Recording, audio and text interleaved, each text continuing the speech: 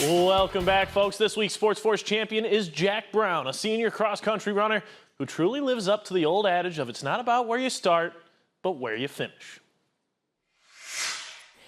The growth, it's unbelievable. On starting off with a 3K and now bringing home first place titles is amazing.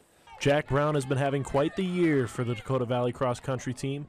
In 6 meets this season, the senior has finished first in 5 of them. In the meet he didn't win, he set a personal record of 15:44.7.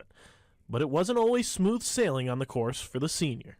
When I started out in 7th grade, I was getting, honestly, like last at every single meet, but I felt that hard work would definitely pay off, and here I am senior year. He was a good runner, but yes, he probably told you the truth that he might not have been the best runner back then, but he tried hard. And with that effort, saw steady improvement. Brown began climbing up the leaderboards, finally reaching the top of the podium in a varsity meet his sophomore year.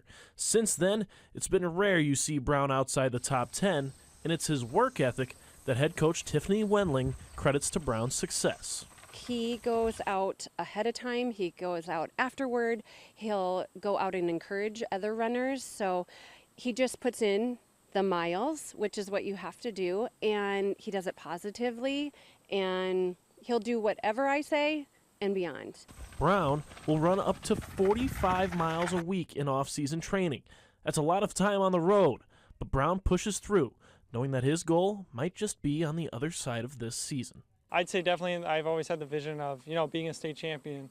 And I mean, carrying that vision with me throughout the workouts and the miles during the summer definitely helps. But Brown does not want success in the Panther cross country program to end with him.